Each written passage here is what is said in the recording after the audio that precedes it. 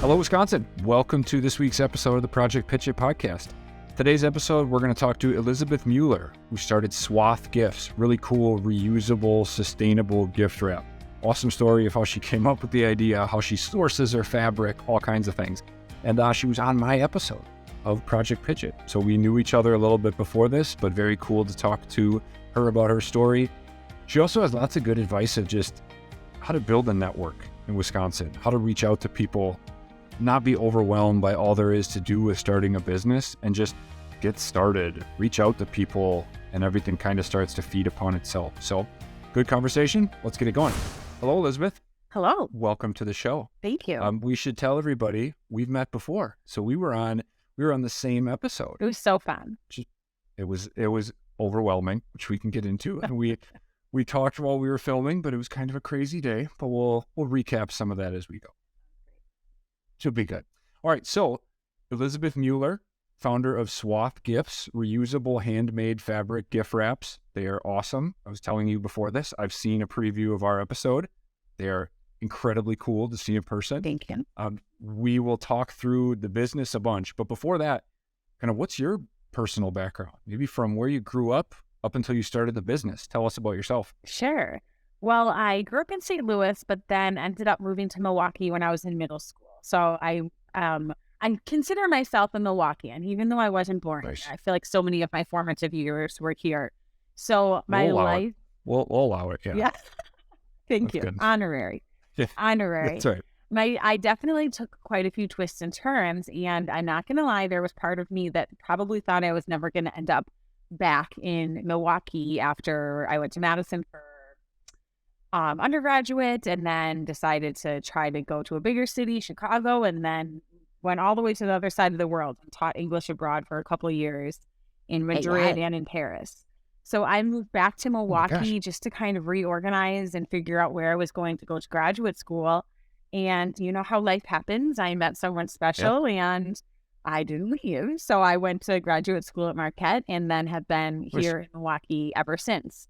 I think the interesting part about my background and why that whole journey is interesting in terms of my participation on Project Pitch It is that nothing I studied had anything to do with entrepreneurship or business or anything.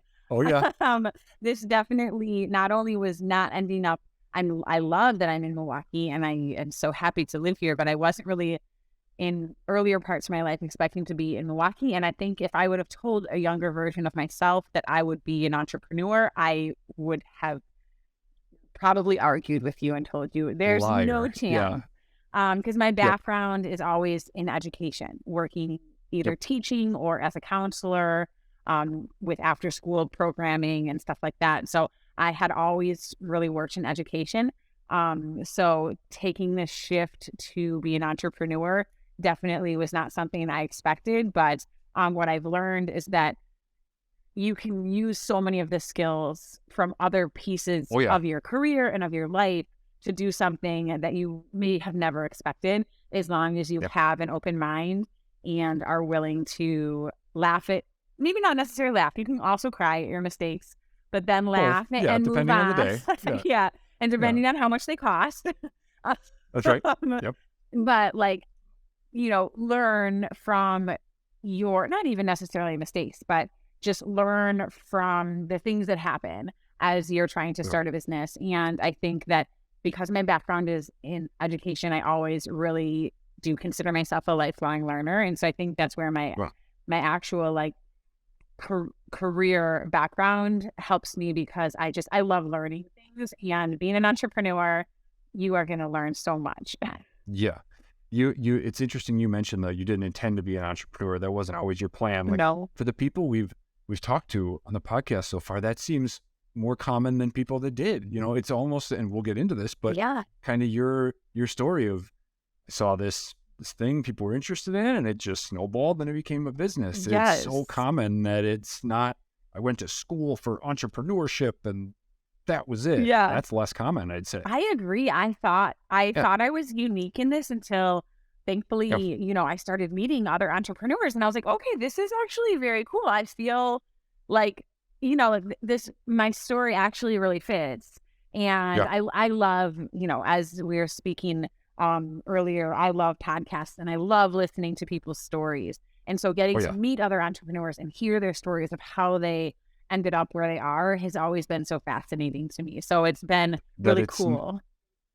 And that it's not as polished as you think. Like you said, I get this before I had started a business. It's like everybody has a 50-page business plan and went to Harvard Business School, and like, oh no, that's not exactly the case. No, definitely not. If you have a 50-page business plan, you probably need to cut it down. I feel like that's one thing that a new mentor that I got out of this podcast, out of the show, was like, your business plan is really long. And I had thought, like, it's in the kindest way, in a very supportive, helpful way, was like, your business plan could be like less complicated. You want to get this down to like 1 page, succinct. These are the goals. And it's so funny because as I was making this business plan, I was thinking like what you said, like, okay, like this should be details. This should be like, it's like 8 pages long. It's got all these details and all this research. And it's like, cited, I was very academic about it. And it has like my site, like, how do you, now I can't think of what it's like, when you like citation, my citations, footnotes, my footnotes and my citations. And I was like, oh, okay, I need to, it was a helpful exercise for me, to be honest, but I was like, okay, sometimes I think that maybe taking things less seriously might actually help me. Which you have a quote later on about that I want to read to you. I do. We'll wait. That's a little teaser. Everyone, you got to keep listening. You got to keep listening. It's a really good quote. Perfect. From another person connected to the show, which we'll get into as well. So the background. Let's kind of transition into why'd you start the business? Like, what happened where you were like, I think I've got a business here with this reusable gift wrap idea? Sure. So it, again, a little bit haphazard. Or not haphazard, but unexpected. My husband and I had become foster parents. And so we were growing our family, growing and changing. Our family was in like a lot of different stages of change all the time. And so we had children living with us, but never had children living with us during the holidays for a couple of years. And so then, bam, all of a sudden it's the holidays, and we did have 2 kids living with us at the time. And I had never had to plan holidays as a parent. And so I, and I will say one thing to know about me is like, I hate to throw things away. Like coffee maker has been leaking water for like 10 years, but it still works. But it works. And I don't need a new one. Even the iron I use for Swathe, like my husband's going to replace it because I refuse to throw it away. Like the cord has to be exactly in the right position to actually tape it to the leg of my sewing table so that the cord, because like if the cord turns a little bit, then the electrical connection gets lost. Like, and I have been known to stop and pick up many a chair on the side of the road. So anyhow, this is the longest thing to say. Like, I love garbage. I love other people's garbage. I love my garbage. Drop it off. I'm going to find a way to use it. And so I always had that. And so you are a parent. So you probably experienced the enormous amount of garbage that comes with being a parent. And it felt really overwhelming to me, again, especially because our family would change quickly and unexpectedly. And so I just would notice, like, oh my God, when we have kids living here, like the amount of garbage we make is infinitely higher than when it was just the 2 of us, and I could really control the amount of garbage we made. It felt like very, even though clearly I was controlling it, it felt out of control. So long story short, I also am very organized. And so I had all of their Christmas presents ready in the basement in piles, perfect, like ready to wrap. So I went downstairs like a week before to be like, okay, what do I need? And let me get organized about what I need to wrap. And I went down there. I just was like, I have to buy so much wrapping paper. This is gross. I really hate this. And so I was like, let me just think about it, because I love pride. I have always loved to sew. I was like that kid in middle school, like sewing my own clothes. It was not cool. They weren't very good, but like I thought it was It's cool now. I feel like that's coming back now. So you were ahead of the times. I was ahead of the times. That's right. I like that. And I've never been particularly worried about being cool. So, so I love to sew. It was just like always something I would do as a hobby. And so I just went and like rummaged through our linen closet, and there happened to be some red sheets that were very itchy. And as you know, no one's going to sleep with itchy sheets. It's just not going to Right. happen. So I cut these sheets up and just like hemmed them and like used them to kind of like tie up with ribbons. Like I had like, there was no method to my madness. I just was like, I'm not buying wrapping paper. I had these nasty sheets. They're not nasty. They were clean, but they were Yeah. itchy. So I was like, I have these sheets everyone hates anyhow. And they happened to be red and we were celebrating Christmas. So fine.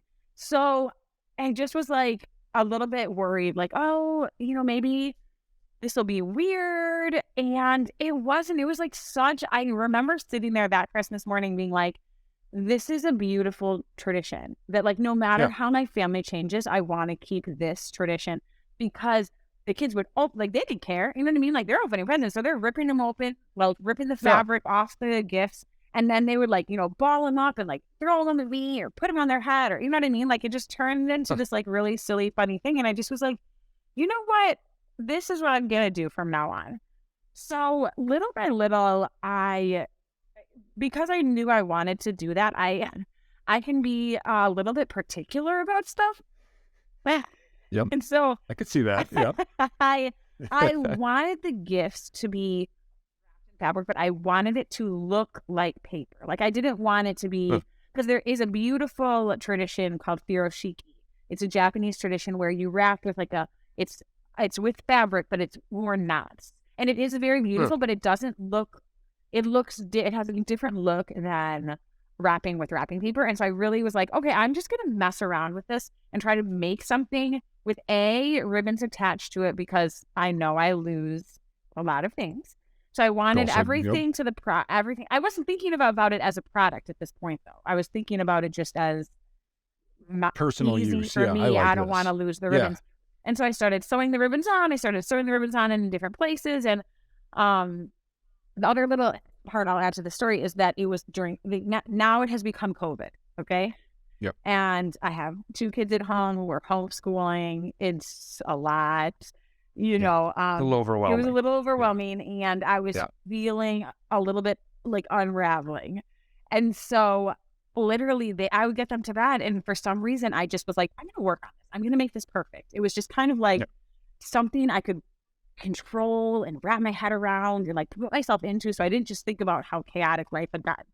So during COVID, I just started like really making them prettier and making them look. I know you said people might be watching, but mostly listening. But like I made the prototype so that it would look like a gift wrapped in paper rather than fabric. And so I made it and I'm like, oh my God, this got so beautiful.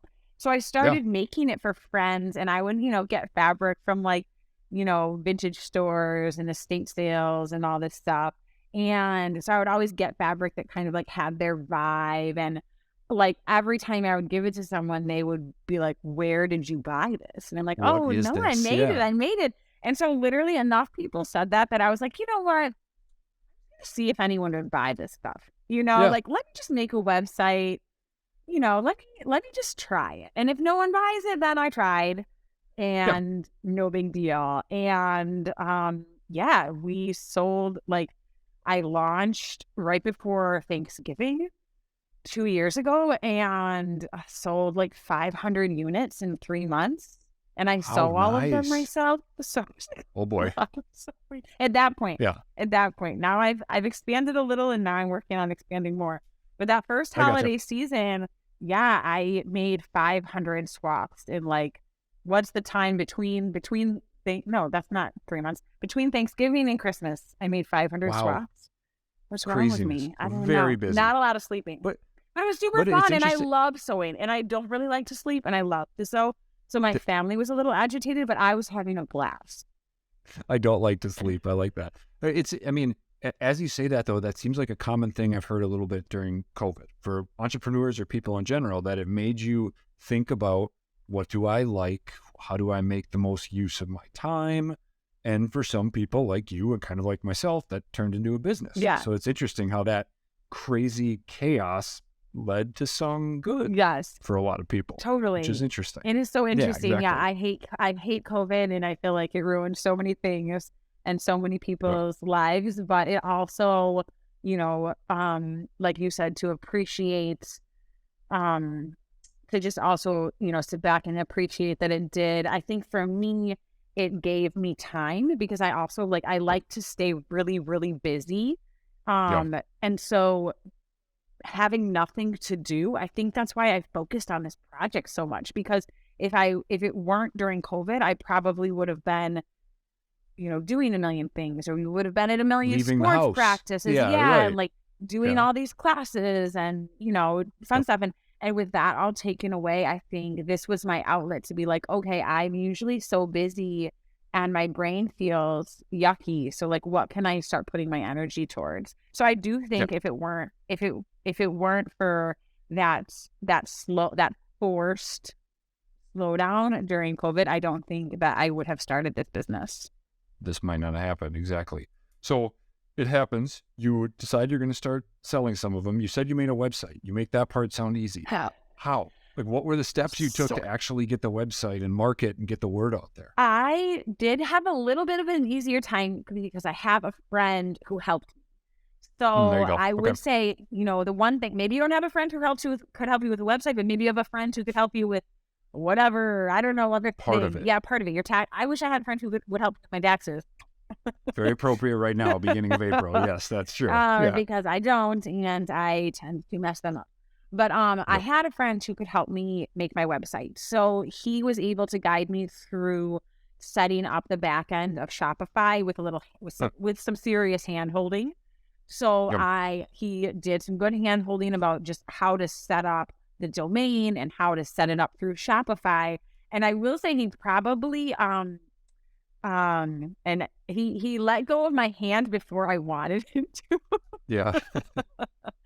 And I was like, whoa, whoa. And so then, I had to learn how to, I don't know, he had helped with a lot of the back end stuff. And then I was like, okay, how do I make my about page look pretty? And he was like, okay, Yep. you can figure that part out on your own. And I was like, really?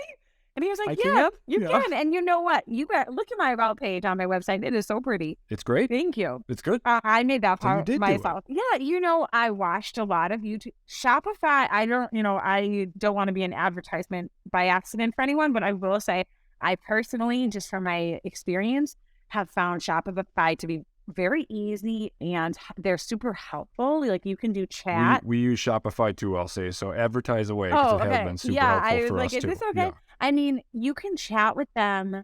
You can, if you need high level design help, you can pay to get help with that.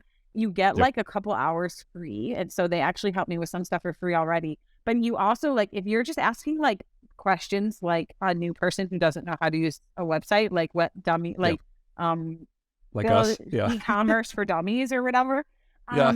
They'll chat with you. Their chat support is free and super helpful.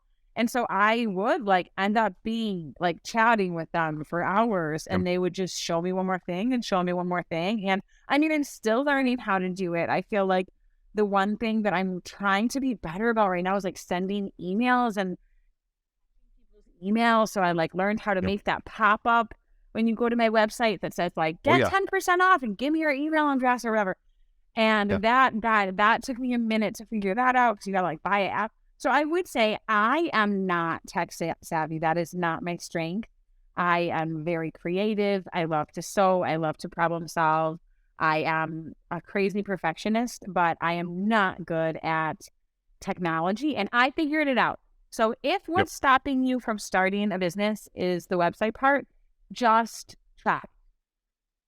You stole the words out of my mouth. That's what I was going to say. Yeah. I was the same, of so frightened of that part of it, of how do you get the word out there? And yes, there's times it's hard, and you and I are through it, so we can say this, but there's a lot of things to help you, so you can get through that part pretty easily. And honestly, you're not going to be perfect. I think that is the thing that I make my website better all the time. And then people will say oh, hey, had you thought about putting this on your website? And I mean this in all sincerity. I love when people say, have you ever thought about, because probably I haven't. And if you're looking at my website or you're using Swathe, your experience is so valuable to me because, as an entrepreneur, your product and your mission so well that sometimes you can lose sight of I don't know what it feels like for the person experiencing it from the other side. So I literally On the outside. I've learned so much from people just giving me like off the cuff ideas. Like someone was like, "Oh, I don't want to offend you. Like clearly you're an expert." I'm like, "Oh, bro, no, not Nope, an go on. expert. Yeah. Please, Nope. please go." Yeah. I'm never gonna say that's a bad idea. Like I'm always gonna be like, "Okay, let me like." Sometimes I can't do the idea because it's something like big Yep. and hard, but maybe it's something I could do 5 years from now. But I Yep. just think, yeah, my website is still not like perfect, and I still keep learning ways to make it better. And so I would definitely not let the website part stop you up. I Yeah. felt the same way. I felt so nervous about it. And even with like social media and stuff, I feel like I'm always being like, "Oh, I'm not doing enough. I'm not doing enough." And finally I had to be like, you know what? I'm doing enough. What I'm doing is Right. enough. I'm doing what I can. I'm learning along the way. Yeah, exactly. Where'd the 500 people come from? I mean, maybe that's a marketing question of like, how did you get the word out to that many people? So, you know what? I had posted it, like I started sharing on my own personal social media, and I had like a pretty like robust, not huge, but like I had people on social media who then like were nice enough to share it with their. So like if you have like friends who will share about what you're doing, then that's like I like one-off connections, I think are huge. It's so much easier than people getting something like that they've never heard of. If it's like a friend sharing it, then I think. So I started on my own social media, but like right away I started sharing it. Like I had done some like research on like eco-friendly Facebook groups and like different eco-friendly platforms to start trying to share it with that. And then I also did quite a few markets that first holiday season. So I started doing markets, and then I got in. You mean markets like a farmer's market, almost a physical place? Yes, I got you. Okay. markets. Yeah, like I didn't do farmers markets because it was winter, and I mean maybe there are farmers markets. I don't know. More like makers markets and like art and crafts markets. So the biggest one that I did the last 2 years, which was very busy and what I would sell a ton, is the one that's at Discovery World. It's called Milwaukee Makers Market. If you haven't gone, you have to go. They have them all throughout the year. And of course, I have like beautiful spring and different patterns all year long. But the terrifying thing about my business is that I do like 90+% of business in Q4. Oh, good point. So Q1, 2, and 3 always. I mean, this is only my second year. So I guess because my first year I started in Q4. So I have Q4 and then I have Q1, 2, 3, 4, and now I'm in Q1 again. But I know from last year that like Q1, you're like, oh my God, what am I doing Where'd here? everybody go? Yeah. But like, who's thinking about gift wrap in January? Not too many people. Some people, and that's why I have to get a little creative when it comes to sales and stuff like that for spring. But I'm getting better at that. But makes sense. So I would do like holiday markets and like in-person markets where you would go. But anyway, Milwaukee Makers Market is so fun. Like, oh, my earrings are from there. There you go. So if you like local products, check it out. It's super fun.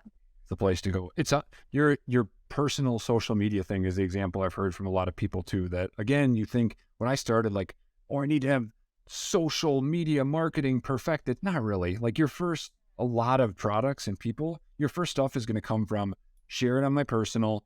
People I know from high school, college, family are going to give me a chance. Yeah. And now I've started the snowball rolling. Right. Exactly. And then they're like your brand ambassadors who do it because they love you and because they believe in your product and what you're doing. And then, it kind of snowballs from there. So I would say, I didn't have some big audience. I just had my personal audience, and then doing the markets helped a lot because it got me. And then I did some pop-ups in like local shops. And so just kind of getting out there. I'm sure it's different for every person depending on what their product is. Sure.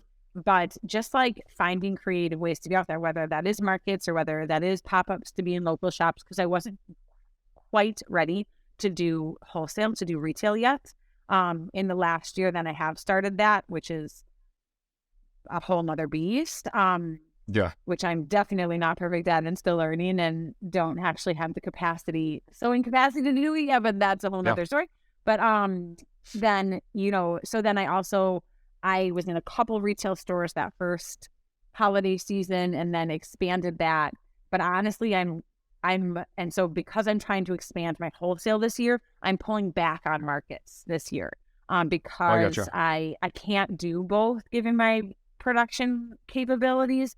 And so I had to really choose what to do for 2023. And so during 2023, I'm going to focus on retail and wholesale specifically and so I think this is the thing.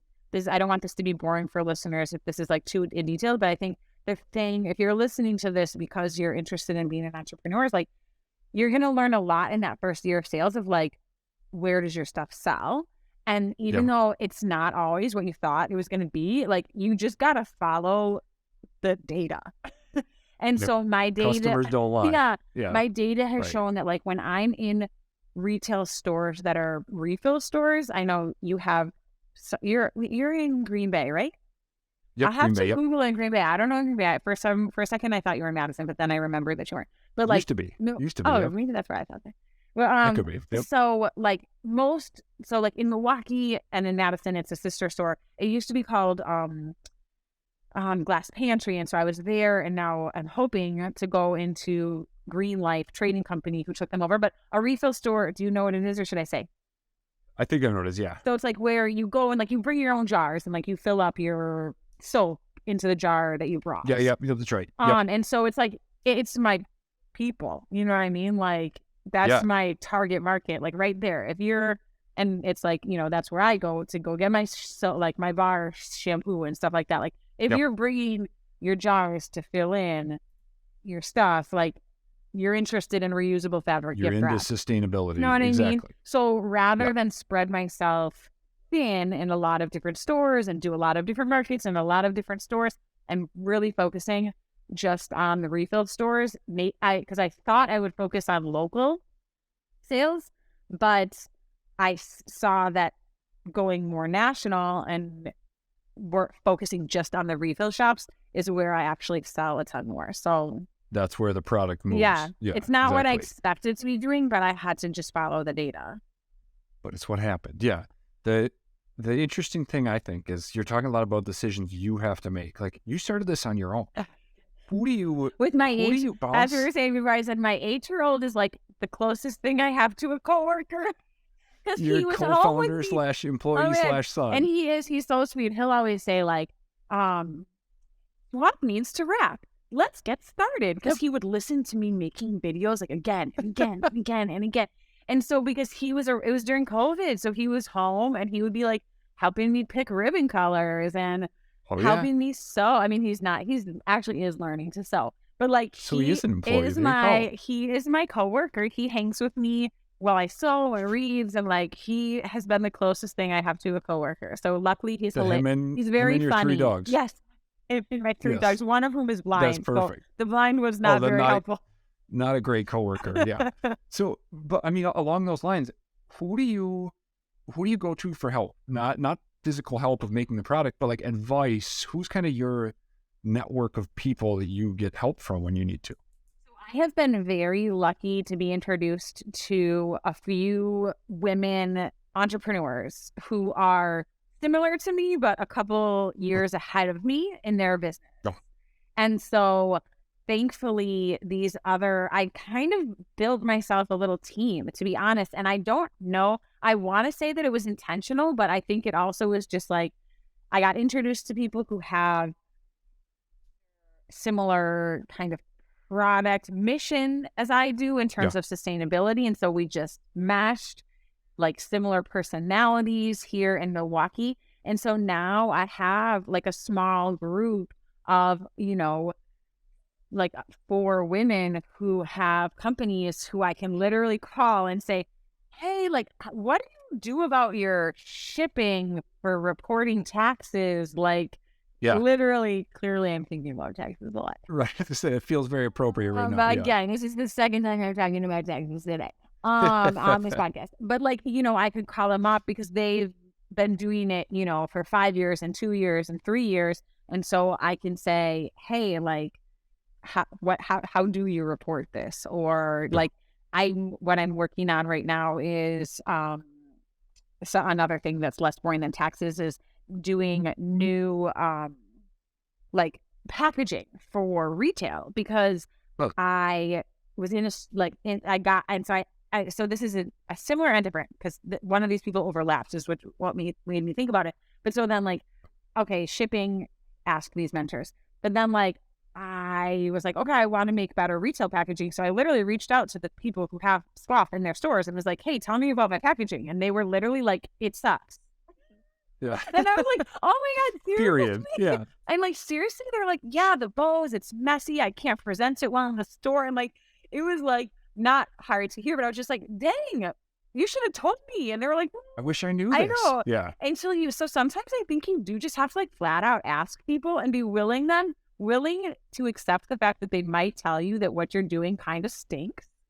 Yeah. But now my packaging is getting, I did one improvement already and now I'm going to do another improvement. And now it's like, makes so much sense because I had developed the packaging model because I have the challenge of like, I don't want to make packaging waste. The whole point of my product is to not make packaging waste. So when you're thinking about packaging your product for retail, you can't like put it in a plastic bag. You know what I mean? Like that negates the purpose. People who would want to buy it would be like, this person is very confused. So it's been a challenge to keep the packaging very minimal, very sustainable, and plastic free. But so that I went one direction because I thought, okay, this is going to be great. But like what I thought in my brain and what works for shop owners, wildly different. Not the same thing. Yeah. And so I got great advice and now it's getting better, you know? And I had like a little like, dang, I thought my idea was good. And then I was like, you know what, Elizabeth, you can cry over that later. Make a new package. Yep. There you go. I mean, both for the people that have helped you and for the feedback you're getting from stores, it seems like the advice is like, go ask for help. People are always willing to help, willing to give feedback. Yeah. But you got to try. Yeah, I know you work with Jamie, who I've talked to on the show, Jamie Andrzejewski from Nourish. Yes. And that's her advice kind of like, just go put yourself out there, do it, yeah. Ask. You know, you worrying about it or weighing all the options and not doing anything isn't going to help anybody. So go do it. So let me give you the full shout out of Jamie from Nourish Natural Products. Anyone who is listening, first of all, if you want your eyebrows to be fabulous, you need to go get her lash serum. Maybe I could do that. Because I could try some of that. If you are like me and were a teenager in the 90s and overplucked your eyebrows for years, and then you literally all of a sudden had no eyebrows, this stuff is magic and your eyebrows will grow back. So just go get it. You will love it. Okay? Perfect. But she has a ton of other amazing products. I mean, all her products. My son would never sleep if I didn't have her unicorn spray her sweet dream spray, because once you spray the sweet dreams, then the kid calms down and goes to sleep. So that's right. So she is an amazing Milwaukee entrepreneur, like light years ahead of me in terms of business savvy, years, sales, all of it. However, she was willing to, we met during COVID, so we always were talking over Zoom, you know, she was willing to just talk to me and hear me out and listen to my ideas. And she gave me this advice, like it's on my bulletin board. Half of winning is half of winning is starting. And it's just getting started, that you can't get stuck trying to make something perfect. And it goes back to what we're talking about the website. Like, yes, do you want to strive to do something well? And should you be well researched and have a good thought behind and have good research and do your best? 100%. But at some point you just have to start. Yeah, and then iterate from there and make it better. Yeah. And she gave me that advice, and I'm so grateful for it, because I would have it probably did take me a year of like thinking and trying to figure out how to do it. And then finally I was just like, you know what? I was going to let a whole nother holiday season go by. So I was like, you know what? Okay, it's already like almost Thanksgiving. And so like, I'm not going to be ready enough to launch before Thanksgiving. And then I was like, you know what? Nope, I'm just going to do it. Like, I've been thinking about it for 2 years. Now's the time. Exactly. That's good. While we talk about Jamie, let's talk Project Pitch It. She's one of the guest moguls. But can you believe it?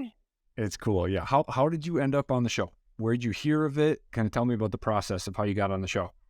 Absolutely. So I had known about the show. I mean, I just knew about about it from watching it on TV. I feel like I just knew about the show. And then when I did start talking to Jamie, before I even launched the company, she said, like, when the time is right, like, you let me know and I'll you should do Project Pitch It. And I was like, Jamie, I don't even have a business. Like, girl, hold on. Like, this is a dream. This is like a little seed. This seed, who knows if it's sprouting. But I knew it was, and I think she saw something in me that I appreciate that she saw it. And sometimes it's easier to see something through someone else's eyes. So she had planted that seed, like, when I was just launching, like, when you're ready, you should apply for Project Pitch It.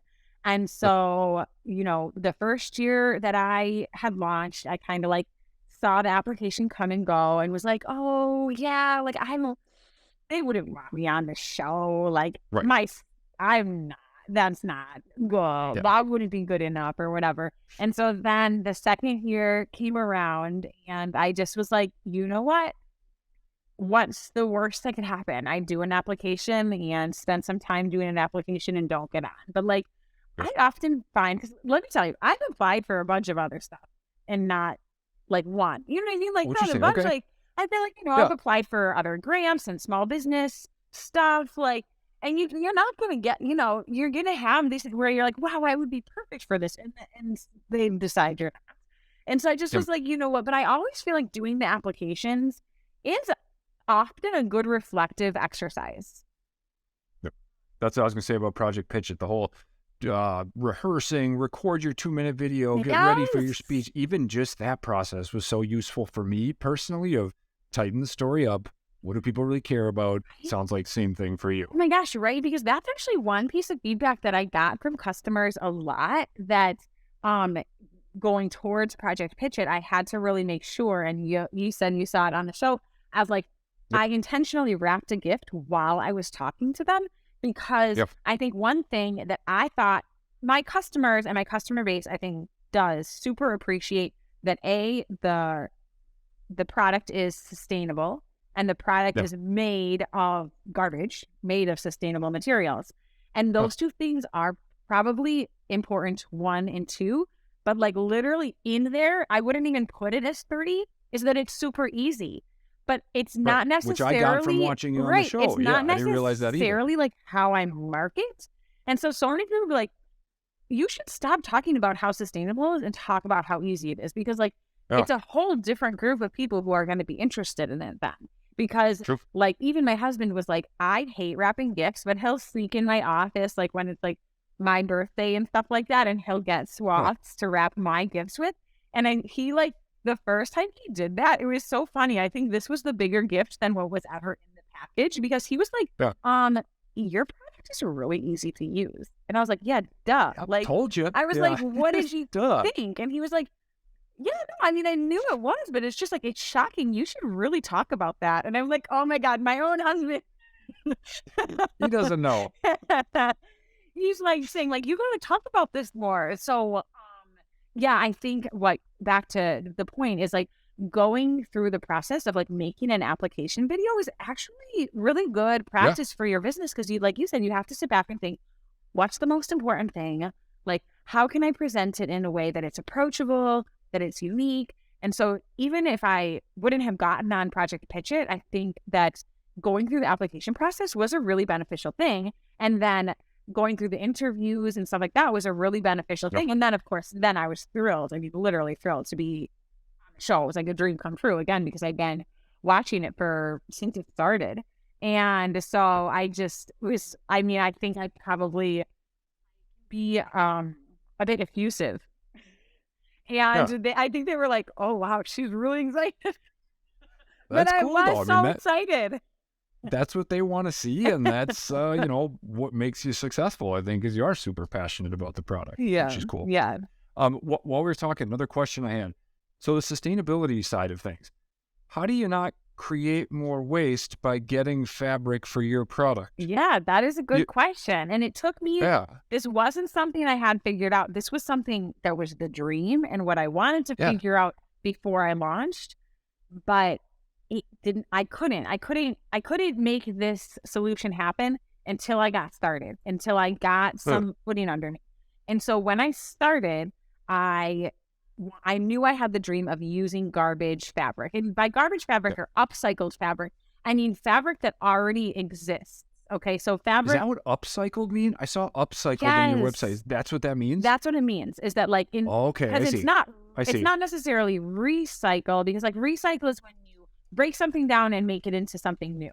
And so like with my ribbon is made from Repreve fibers. And Repreve is this awesome company who takes a bunch of plastic. If you look at their website, they have really cool videos about how they do it. So REPREVE, Repreve. So they take plastic water bottles, they break them down into like little nuggets, and then they turn it into thread, and they literally make so this ribbon is made out of plastic water bottles. Wow, so recycled, right? Because it's turned into something new. Whereas this beautiful fabric is upcycled because it's not. I didn't like break fabric down and turn it into something new. It's just that I'm using fabric that already exists. It's usable by the first person who was using it, because for my situation, my biggest partnership that I made probably about 6 months into starting my business is I had this amazing introduction and started this partnership with Florence Eisman, who also is a local Milwaukee entrepreneur. She started her company many, many years ago, and now it's this like amazing children's clothing brand. And like even like the Obama's kids wear Florence Eisman, Jay-Z's kids. Like we're talking like really, really adorable kids clothing. Okay. And so they do their production here, part of their production here in Milwaukee.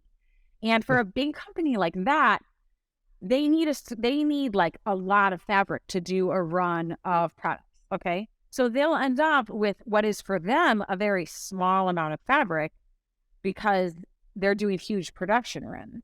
Whereas for me, if it's like 20 yards of fabric, that's a lot of fabric for me. Oh, yeah. And so I have a partnership with them to take their excess fabric, because it's, again, this is like beautiful fabric from Spain. I wish you could touch it. It's this floral, beautiful fabric.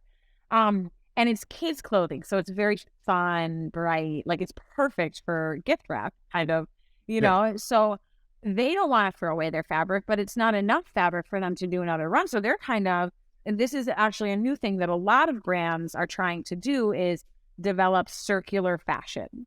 So where there is no waste to the fashion. So you think through like what's going to happen to the excess of the clothes that we make, what's going to happen to the clothes once a person's done wearing them, is just like, how can we make, because I mean, I'm sure most people listening to this probably have heard about like fast fashion, and fast fashion is so bad. And circular fashion is like the opposite. Well, not the opposite, but circular fashion is part of the solution to fast fashion, of like wanting to figure out, okay, so we all want to have like clothes, and that's exciting, and clearly clothing and retail is not going away, but how can we make better choices about how we use the materials that we use, so we're not just creating a bunch of garbage. And so anyhow, this partnership started between the two of us, and it's been, you know, at first I think just like how we've talked, like you kind of have to prove yourself. And so, you know, at first it was like this little thing where like, you know, I would go and get a little bit of fabric from them, and I would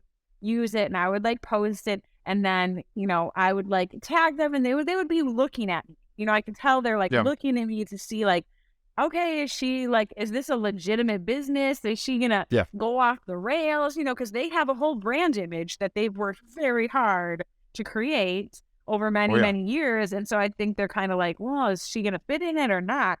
And so it's been really beautiful, because now as the relationship has grown, I was able to share on Project Pitch It about our relationship. They're promoting our relationship, because again, for them, they get to brag, rightfully so, that they're being part of circular fashion, because less instead waste. of throwing away this beautiful fabric, which is what they would, I mean, they probably wouldn't, you know, what are they going to, it's not fabric that they can use. So they have to try to find a creative solution, and there's Swathe Gifts for you. There you go. To truly have that a win-win solution. Yeah. And so And so that relationship started now such that like they share about Swathe on their social media and like it's something that they talk about as well. So that's been really Yep. such an honor to be like, okay, I really did, start off as this like sole entrepreneur where they probably were like, Yeah. who is this girl? Like she smiles a lot, but we don't know what she's going to say. What's going on here? Yeah. And And now, I mean, it turns into marketing too, yes, like you said. I it's mean, so that's a great thing for both of you. really fun. And, so that's been a really exciting growth to the business that Yep. was really a dream. And it wouldn't have happened if I didn't get started and establish myself as like a reputable entrepreneur and company. Yep. It's funny to call yourself a company, like company But that it is. was Yeah. going to follow through with my word about my products and, do what I'm going to say I'm going to do. And now it's been really cool to see that grow. And I can't wait to see what happens next. Yeah. And I heard you say again, if I didn't get started, seems like Sure. that's such a clear takeaway from kind of your story of you didn't intend for this to be a business, but it did. Oh, And then the more you've gotten started, the more you've put yourself out there, good has come from it more and yeah. more and more. And it seems like that's an awesome lesson people can take from this. Yeah, definitely. That's very good. That's it. Let's, That's all I got. Let me plug your stuff a little bit okay. more. So again, Elizabeth Muller, swathegifts.com is the website. It looks great. Yep. I know you talked about you don't think it's great, but the website is really Thank you. good. I've learned a lot. then And don't forget there's it's an really E. good. So swathe means to Good wrap. point. And a swath is a synonym to wrap, like swaddle. Think like swaddle. People are like, oh, like swaddling. I'm like, yeah, like swaddling your gifts. And so it's SWATHE gifts.com. But yeah, check There it you out. go. And if you have any feedback about what would make my website better, you better send me an email because I will listen. It looks pretty good. I will I'm probably listen. going to steal some ideas. You're so nice. And then lots of good stuff on social media as well, at Swathe Gifts. And of course, like we said, you're on Project Pitch It on the What? episode with me, Tune which in. we get to see pretty Oh my soon. gosh. And all the episodes have been so fun They're to so watch. good. So I would I say know. I can't wait for the next ones to always air. So watch all the episodes. You'll be so They're all impressed good. with what is happening in Wisconsin. And that's it for this week. Thanks everybody for listening. Huge thank you to Elizabeth for joining us. Love her intensity. I know she jokes about it while we talk, but just love how passionate she is about the product, how she took kind of her passion in life for sustainability and really found a way to turn it into a business. And it's had a lot of success, found a bunch of other people with similar passions. So really cool story. And more to come. Really excited to talk to more Wisconsin businesses, more entrepreneurs, more people who are on the show. Thanks, everybody.